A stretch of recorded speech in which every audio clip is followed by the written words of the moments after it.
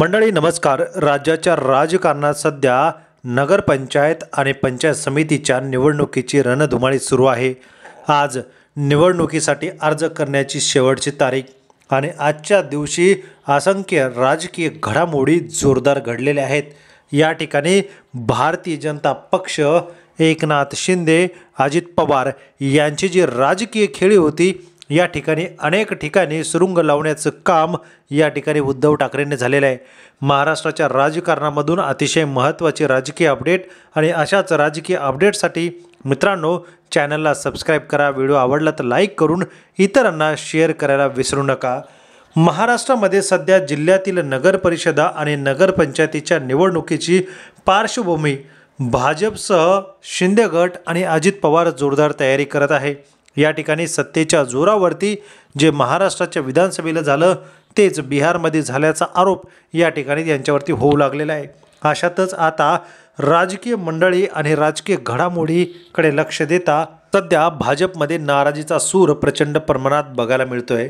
या ठिकाणी भारतीय जनता पक्षामध्ये आयारामांना संधी दिल्यामुळे निष्ठावंतांना डावलण्याचं काम या ठिकाणी मोठ्या प्रमाणात होऊ लागलेलं आहे। उद्धव ठाकरे यांच्याकडे जायचं, पक्षात मोठं व्हायचं, पुन्हा शिंदेकडे यायचं आणि याच गोष्टीमुळे ज्यांच्यावरती आरोप प्रत्यारोप, ज्यांच्यावरती या ठिकाणी जनतेने अविश्वास दाखवला आणि भाजपला निवडून दिला, आज तेच नेते भाजप आपल्या पक्षामध्ये घेत आहे।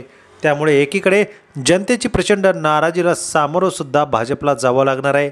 अशातच आता प्रत्येकाचा पक्ष मोठा छोटा या गोष्टीने प्रयत्न करत आहेत। या ठिकाणी कोकणातून मात्र उद्धव ठाकरेंसाठी डबल लॉटरी लागल्याची बातमी आहे। मंडळी एकीकडे राणे कुटुंबियाच्या विरोधामध्ये संपूर्ण शिवसैनिक एकवटलेले आहेत। भारतीय जनता पक्षाच्या विरोधात एकवटलेले शिवसैनिक पुन्हा एकदा या ठिकाणी उद्धव ठाकरेंच्या संपर्कात आलेले आहेत आणि रत्नागिरी जिल्ह्यातील 4 नगर परिषदा आणि 3 नगरपंचायतीच्या सार्वत्रिक निवडणुकीसाठी अर्ज भरण्याची मुदत सुरू झाली असून अनेक ठिकाणी राजकीय हालचालींना चांगलाच वेग आला आहे। तर दुसरीकडे राज्यातील या जिल्ह्यातील महायुती अथवा महाविकास आघाडीसोबत अद्याप निर्णय झालेला नसताना भाजपसह शिवसेना आणि राष्ट्रवादीकडून उमेदवार जाहीर करण्यात आलेत। अशावेळी भाजप येथे मोठे खिंडार पडलेले आहे।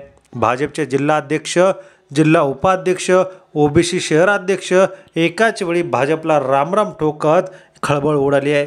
ज्यात भाजपचे नेते माजी केंद्रीय मंत्री नारायण राणे यांचे अतिशय निकटवर्तीय नेता सुद्धा आहे।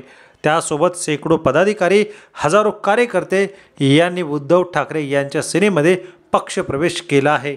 आगामी स्थानिक स्वराज्य संस्थांच्या निवडणुकीचे रणधुमाळी जोरदार सुरू असून जिल्ह्यातील नगरपंचायत आणि नगरपालिका पडगम वाजू लागले आहेत। अशातच लांजा, खेड, चिपळूण, दापोली, मंडणगड पाठोपाठ आता रत्नागिरी नगर परिषदेसाठी उमेदवारी अर्ज भरण्याला सुरुवात झालेली आहे आणि अर्ज भरायच्या सुरुवातीलाच उद्धव ठाकरे यांनी भाजपसह शिंदे गटाला मोठा धक्का देत खिंडार पाडले आहेत। या ठिकाणी पक्षप्रवेश आणि नगराध्यक्षपदाचे उमेदवारच उद्धव ठाकरेकडे आल्यामुळे सध्या जिल्ह्यामध्ये डबल सेंचुरी, डबल राजकीय घडामोड आणि उद्धव ठाकरेंची डबल लॉटरी अशी काही सध्या जोरदार चर्चा आहे।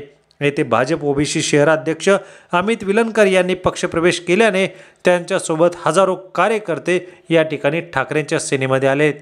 त्यामुळे ऐन निवडणुकीच्या तोंडावरती भाजपला मोठा धक्का मानला जातोय, तर दुसरीकडे शिंदे गटाला सोडून ठाकरेंकडे येणाऱ्यांची संख्या वाढू लागलेली आहे। यांच्या येण्याने कोकणामध्ये ठाकरेंची ताकद वाढेल का? आपल्या तालुक्यात नगराध्यक्ष आणि सर्कलमध्ये कोणाचा पक्ष निवडून येईल? आपलं सर्कलचं नाव आणि आपलं नाव कमेंट करा। धन्यवाद। जय महाराष्ट्र।